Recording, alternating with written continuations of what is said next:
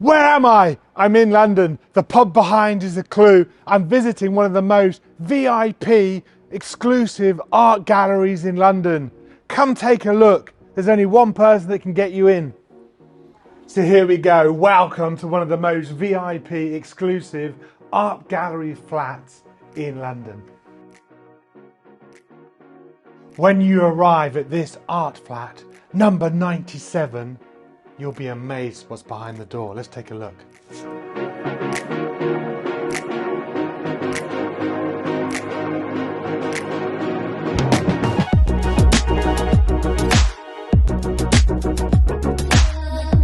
When you are visiting London, you want that most VIP luxury experience in a VIP flat. There is only one person that can grant you access, and that is our man Neil. Fantastic, guys. Wow. Truly special moment. 1944. You didn't expect that, did you? That's older than me. Welcome to the channel. I've got such an amazing treat for you today. I am at an exclusive art flat in London. I've never been to an art flat in my life. Have you? If you're coming to London and you want to see some exclusive, amazing artwork, I'm so delighted to introduce Neil. Welcome, Neil. Thank you, Paul. Welcome to my art flat in London. It's amazing. I can't believe it. I've never been to such an amazing thing. I've been to Miami, I've been to New York. I've seen some amazing things. So, an art flat. How did you come up with that idea? It's a good question, Paul.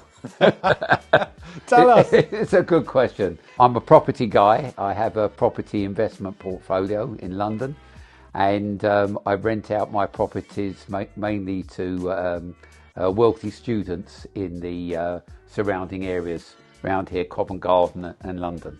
So art has always been my Saturday job.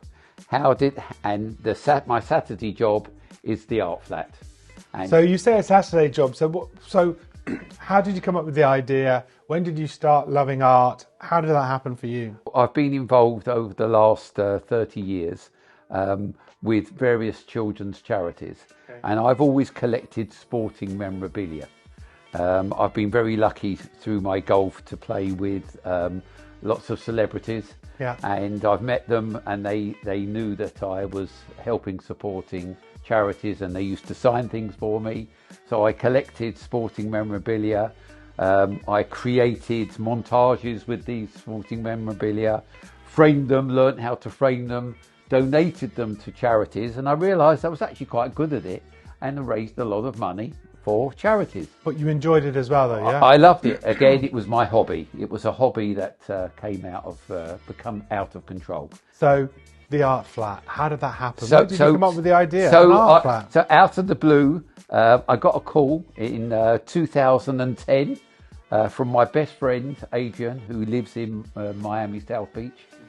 And he said, Neil, I've come across this amazing collection of art.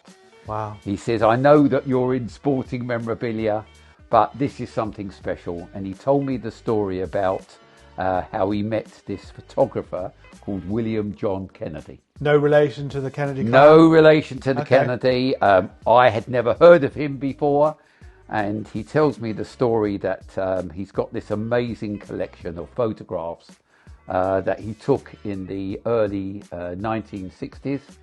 And the people that he was photographing happened to be the two most famous iconic pop art artists of their time, Andy Warhol, which probably everyone has heard of, and Robert Indiana, who is very famous in America, not so well known in the UK, but Robert Indiana, he created the famous love sculpture, which is probably in every country in the world. So he came across this guy, William John Kennedy, and the story is he had lost all his negatives, which he took in the early 60s, of these two iconic pop artists, and he had rediscovered them, and he wanted to show them to the world. And my best friends happened to be in commercial property, and there was a film production crew that were filming the story of this in one of his commercial properties, and he got introduced to the photographer, and he wanted to get involved in the project. So he called me and he said, Neil, I want you to get involved. I said, well, what does it involve? He said, well, it's a $25 million exercise. Wow. We're going to create, we're going to pick the 100 best photographs in his collection, and we're going to do a limited edition of 60 of each of the photographs. So 100 images, 60 of each, 6,000 images, and we're going to market them and sell them. So I said, Adrian, $25 million project. I said, you're my best friend, I think that's a bit too rich. However, I said, I love the idea. I think it's fantastic. I want to get involved. Okay. So he said, well, help me finance the project. So I said, I'll tell you what I'll do. I said, you said there was 100 images. I said, I will buy one of each image. Okay. He said, okay. So he said 100 images. I said, yes. And I said, which number could I have of the 60? Could I have number 1? Could I have number 2? He said, no, you can't have number 1 or number 2. He said, the first number that we're going to issue is number 16. I said, well, why 16? I was just going to ask that question. Yeah. Well, I'll beat you to it. So he said, well, the model is 60, one image is 60 limited editions. After we sell 15, a quarter, the price doubles. So each time we sell 15, the price doubles, and images 1 to 15 will be the last images that we sell, which will be where the money is. That's very clever. So he said the first number we're issuing is number 16. So I said, okay, so I'll buy one of each picture, and they will all be number 16. So I said to him, can I ask something else? When the artist is going to sign them, on the back, on my ones, can he put a little smiley face? He said, yeah, I'll ask him if he put a little smile, just to distinguish my one. So he calls me up a couple of hours later, and he said, there's no way he's going to put a smiley face. He's got this fantastic collection. He's not going to upset the integrity of the collection by putting a smiley face. Very valid point. I said, it's a very valid point, but I said, I'm not going to buy the images. Wow. Wow. Oh, that's a big deal About breaker. 10 minutes later, he said, he's agreed to do it.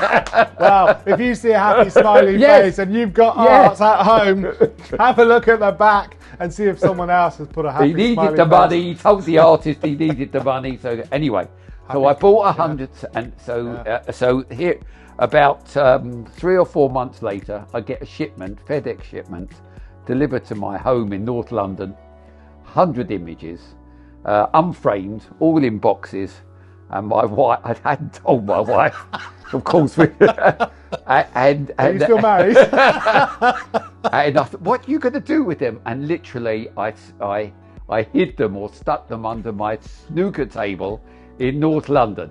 So these 100 images, these priceless images, stuck under my snooker table. Oh man! So that's how I got involved. So over the years, he started selling the images, and whenever he got short of money, I got the phone call. Do you want to buy another couple of images or whatever? So, I did over the years, I bought a few more, and I ended up with about 150 images.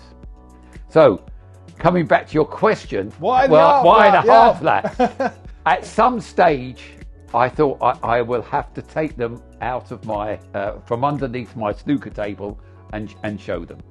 So, when I was buying some property off plan from Berkeley Homes,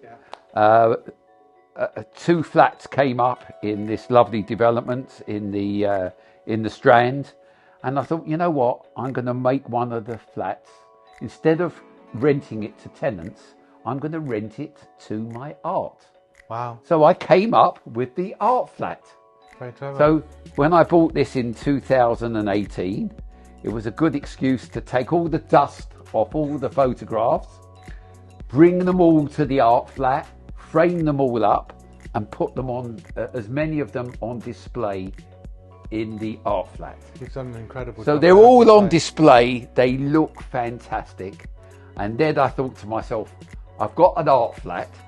I've got all the art on the wall. I haven't got any customers. It's a closed door. There's no one to see it. Well, as we told everyone before, you are the only person who can give you access to this exclusive art experience, and it's tremendous. Yeah. So my challenge then was, how do I commercialise and how do I get people to see this art? And I found this photographic art consultant lady called Elizabeth Smith. She works for Christie's, Bonhams, all the art galleries. And I said, look, I've got this collection in my art flat in London. Under your snooker table, gathering dust. She said, what's an art flat? You know, so I said, look, I've got this pictures of Andy Warhol. She said, really? And she was really quite intrigued. Yeah. So she came to visit me, and she was the first person that came through the door. And as she came through the door, I saw her mouth drop. She said, Neil, where did you get these from? I've never seen anything like it. I said, I know that I've got something. I just need some help. How am I going to, commercialize these? How am I going to get these, show them to art lovers and art collectors? And to be fair, she held my hand, explaining to me, what to do, the right way to market it. And she initially said you should maybe show it to a few galleries in London. And I did show it to a few galleries in London, but I could see they just wanted to exploit the collection. And I felt that it would be better doing it myself. So I use my charitable connections. And what I did is I created a charitable product.